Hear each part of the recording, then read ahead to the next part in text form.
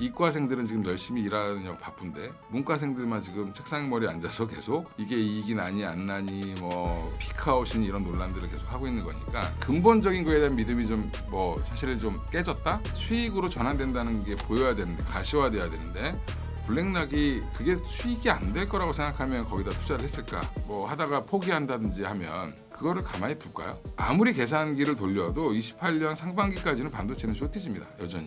이 3개월 뒤에도 삼성전자가 10만 원, 뭐 하이닉스가 뭐 100만 원 밑으로 빠진다라는 걸 생각하기에는 네, 이민수의 경제토크 위즈웨이브 이건희 대표님과 반도체 전략을 세우겠습니다. 말씀하신 것처럼 뭐 여러 악재들이 동시다발적으로 다 반영되고 이게 지나고 나면 별거 아닐 것도 그냥 지금은 뭐 그런 게 안 들리는 거잖아요, 그죠? 네, 무조건 수급으로 쏟아지니까 어이 손실이야, 더 커질 것 같아 이렇게 쏟아지고 있는 거잖아요. 그러면 이제 필요한 건 뭘까요? 필요한 건 시간일까요? 트리거는 무엇일까요? 반도체주에 대해서 어떻게 전략을 가지고 가야 될까요? 그러니까 이제 제일 큰 틀이 제일 근본적인 것부터 따져보면 하이퍼스케일러들이 돈을 버는 게 중요하거든요. 사실은 AI 투자를 하면서 이게 수익으로 전환된다는 게 보여야 되는데 가시화돼야 되는데 엔트로픽이 지금 유일하게 수익을 많이 내고 있는 거라고 지금 알려져 있고 물론 이제 그게 상장하는 데까지는 앞으로 시간이 좀 더 걸리겠죠. 예, 그리고 지금 메타도 그러니까 알파벳도 생각보다 수익은 잘 나고 있는데 투자 금액이 워낙 크다 보니까 이제 마이너스로 지금 전환된 건데 이게 뭐 하이퍼스케일러들의 투자 확대 기조는 여전한 것 같습니다. 뭐 메타에서 나오는 최근에 이제 보고서 그 소식들을 보면 이제 우리가 그 블랙락이라고 하는 대규모 전 세계 1위 자산운용사가 네. 80% 지분을 갖고 이제 돈을 태워서 메타랑 같이 이제 합작 법인을 만든다라는 얘기가 나왔고 그것도 이제 데이터 센터 투자하는 데 쓰는 거죠. 그럼 이제 우리가 거꾸로 생각해 보면 블랙락이 그게 수익이 안 될 거라고 생각하면 거기다 투자를 했을까라고 생각을 해보면 여전히 이제 메타라든지 이런 하이퍼스케일러들이 자금이 부족하면 그런 운용사를 끼고 뭔가를 할 가능성도 높고 그러면 이제 그게 빚이 아니라 오히려 이제 뭐 같이 공동 경영하는 거죠. 이익을 나눠 갖는 형태. 예, 그렇게 갈 가능성도 있다라고 보면 투자 확대 기조는 유지가 될 것 같은데 지금 그래서 시장에서 자금 조달 리스크가 이게 너무 지나치게 과하게 부각되어 있다. 그리고 지금 뭐 CDS 프리미엄이 올라온다부터 시작해서 여러 가지 얘기가 나오지만 사실은 돈 빌릴 데가 없는 회사가 제일 약한 고리가 오라클이거든요. 이제 오라클이 이제 만약에 무너진다. 그러면 또 시장에 충격을 줄 수는 있겠지만 근데 오라클이 만약에 뭐 하다가 포기한다든지 하면 그거를 가만히 둘까요? 그러면 결국에는 누군가 인수를 하겠죠. 결국에는 싸게라도 인수를 할 텐데 그러니까 착각하는 게 뭐냐면 무형 자산에 투자하는 게 아닙니다. 지금 이건. 그러니까 데이터 센터라는 거는 결국에는 유형 자산이거든요. 그러면 투자하고 나서 회수할 수 있는 방법이 무궁무진하다. 매각을 하든 매각을 그렇죠? 하든 팔아먹든 뭐 할 수 있죠. 음. 특히 이제 공장을 재매각하는 것보다 훨씬 더 이건 더 쉽죠. 예, 그래서 그런 리스크들을 너무 심각하게 좀 얘기를 하고 있는 것들이 좀 문제인 것 같고요. 그리고 지금 아무리 계산기를 돌려도 28년 상반기까지는 반도체는 쇼티지입니다. 여전히. 예, 메모리도 그렇고 투자가 지속된다라고 하면. 예, 근데 이제 이게 되냐 안 되냐에 대한 논란들이 계속 있는 거죠. 그러니까 지금은 그거조차 근본적인 거에 대한 믿음이 좀 뭐 사실은 좀 깨졌다. 예, 근데 이제 이것도 어떻게 보면 분위기가 반전될 가능성은 있다라고 보는데 그거는 이제 하이퍼스케일러들이 언제쯤이면 돈을 이렇게 투자하면 벌 수 있다라는 것 계획들이 좀 나와주면 그리고 이제 이번 주에 있을 마이크로소프트의 실적 발표가 저는 제일 중요하다라고 보는데 지금 알파벳 같은 경우도 27년도에 캐펙스 투자 얼만큼 하실 거예요 했더니 상당히 많이 뭐 이런 식으로 두리뭉실하게 얘기했어요. 근데 조금 자세히 얘기해 주는 데가 원래 전통적으로 마이크로소프트가 시장과의 소통을 되게 이제 잘하는 편이기 때문에 마이크로소프트를 통해서 힌트를 좀 얻을 수 있지 않을까 좀 보고 있고요. 그 다음에 이제 뭐 여전히 디램과 낸드 가격 관련돼서 지금 여러 논란들이 있는데 트렌드포스에서는 낸드 가격이 좀 빠질 것 같다. 이렇게 얘기하고 있는데 오늘 또 CT에서 나온 보고서는 말도 안 되는 얘기다. 내년에 낸드가 더 부족하다. 그다음에 지금 현재 재고도 지금 원래 한 5주 이상 재고가 있는 게 정상인데 지금 2.6주 정도만 재고가 있답니다. 그 얘기는 여전히 이제 부족한 건데 일시적으로 조금 판매하는 쪽에서 재고를 쌓아놓은 걸 가지고 지나치게 확대 해석했다라고 좀 보고 있습니다. 그래서 이런 것들이 좀 시장에서 인정을 해주면 요즘 IB들이 아무리 뭐 과매도다 뭐 수급은 이상이 없다 투자를 계속 할 거다라고 얘기해도 시장에서는 지금 이거를 반응을 안 해주고 있는 상황이니까 여전히 이제 그게 저가가 되면 마이크론도 많이 빠지고 뭐 하이닉스, 삼성전자 많이 빠지면 결국엔 가격이 가장 큰 매력이 될 가능성이 높겠죠. 예, 그러면 그때 반등은 좀 나올 걸로 보고 있고요.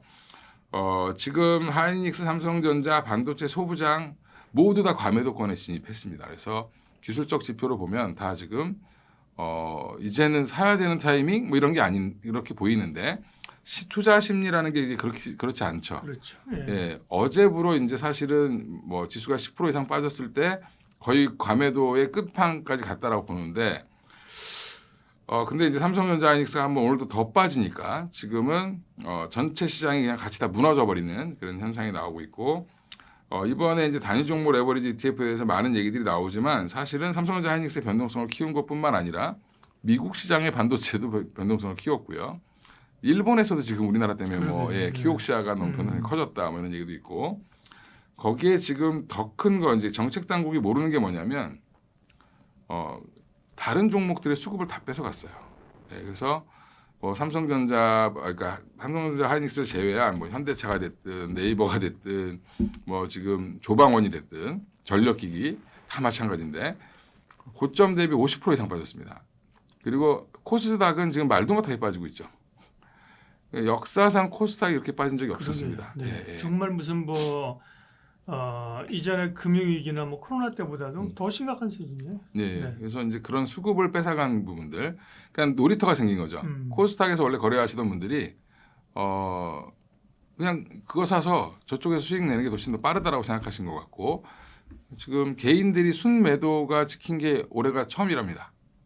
코스닥에서 코스닥 시장 상장 그러니까 개설 이래로 그래서 지금 개인들의 이제 어떻게 보면 초과 수익을 달성할 수 있었던 시장이 지금 없어지고 오히려 지금 한쪽으로만 쏠리는 그런 현상이 좀 심화됐다. 그렇다고 해서 그분들이 거기 가서 돈을 벌었느냐? 그럼 따지고 보면 돈을 또 못 벌었다라고 하잖아요, 그죠? 예, 그런 것들을 감안해 보면 그런 것들이 조금 정책적으로 좀 해결이 좀 돼야 된다라고 좀 보고 있습니다. 근데 이제 과매도권 여기는 맞지만 사실은 뭐 매수 가격이 다 다르겠지만 평균적으로 시장의 어떤 평균을 보면 삼성전자 하이닉스도 이제 거의 많은 분들이 손실 구간으로 진입했을 거예요, 그죠? 바닥권인 건 맞으니까 이제 버틴다. 버텨서 올라오더라도든지 이제 상단에 계속 매물권이 있어서 올라올 때마다 또 계속 좀 두드려 맞을 가능성이 높지 않나요? 그렇죠. 예. 네. 그 매물을 좀 소화해야 되기 예. 때문에 아마 올라갈 때 탄력은 생각보다 이제 하락보다는 좀 둔화되겠죠. 예, 그래서 계속 매물을 소화하면서 올라가야 되는 상황이 나올 거고, 그래서 삼성전자가 지금 20만 원을 좀 깰랑말랑하고 있고, 하이닉스는 이미 140만 원을 깼기 때문에 두 회사 모두 지금 121선을 이탈을 했어요. 예, 그래서 지금 가격대는 이미 예전에 삼성전자가 50조를 벌지도 뭐 30조, 40조 분기에 벌까 말까 하던 가격대까지 내려왔습니다. 그러니까 지금 좀 말도 안 되는 가격까지 좀 내려왔다 이렇게 보시면 되고요. 이걸 근데 누가 잡아 끌어올려주느냐가 이제 문제인데 개인들이 여력이 없으면 아마 외국인들이 여력이 생기겠죠. 그래서 앞으로는 외국인들이 수급이 중요하다. 지난번에도 한번 급락했을 때 외국인들이 좀 잡아 올리다가 다시 한번 누른 건데 여전히 이제 외국인한테 의지해야 되는 게 부분이 좀 안타깝긴 한데 지금 사줄 주체가 사실은 그쪽밖에 없는 게 좀 안타까운 상황이죠. 아니 기관들이 이럴 때 좀 사서 바쳐야 되는 거 아닌가요? 기관들도 사실 국민연금도 그렇고. 돈이 별로 없으니까 그리고 네. 국민연금은 지난번에 리밸런싱 못하게 막 자꾸 여론이 몰아가면서 그렇게 됐는데 그때 리밸런싱을 했으면 지금 살 돈이 좀 있었겠죠. 그렇죠. 예. 그때 예를 들면 그때 오히려 외국인들만 리밸런싱 열심히 해서 돈이 더 많이 있습니다. 그러게요. 예. 결과론이죠. 뭐 그때는 시장을 망가뜨리려고 그죠. 그래서 결국 어떤 사회적 정치적 압박에 의해서 이제 못 팔았던 거잖아요. 그리고 지수는 더 올랐고 그죠. 그게 이제 후유증을 좀 만들고 있습니다. 그럼 어쨌든 간에 반도체에 대해서는 총체적인 한번 전력을 한번 말씀해 주십시오. 그렇죠. 총체적으로는 여전히 이제 반도체 섹터는 이제 뭘 사도 올라갈 것 같은 자리까지는 빠진 것 같아요. 근데 이제 떨어질 확률보다 올라갈 확률 이제 앞으로 이제 뭐 단기적으로 보지 마시고 좀 길게 보면 한 2, 3개월 지난다라고 보면 2, 3개월 뒤에도 삼성전자가 10만 원, 뭐 하이닉스가 뭐 100만 원 밑으로 빠진다라는 걸 생각하기에는 전쟁 때 한 80만 원대까지 빠졌었거든요. 거기까지 빠진다라고 예측하기에는 조금 과하다. 예, 그러면 이제 보통 이렇게 얘기하는데 올라가서 먹을 수 있는 금액이 더 크다. 지금 여기서 더 추가로 하락할 분보다는 더 크다라고 보고 있습니다. 네, 많은 분들이 욕을 하실 것 같긴 한데. 네, 뭐 매도에 실익이 네. 없다.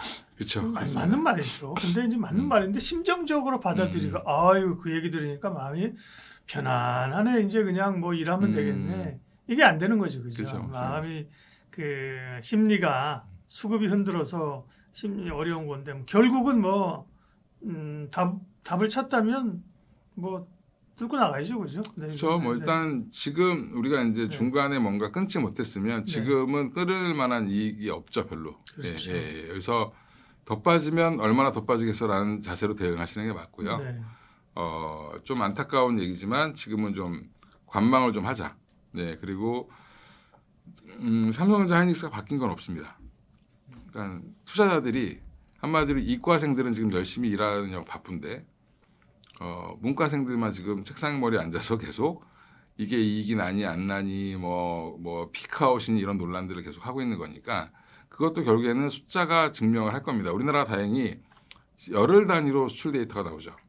네, 그걸 확인하면서 조금 분위기가 점점 바뀔 가능성도 있다라고 보고 있습니다. 네. 예.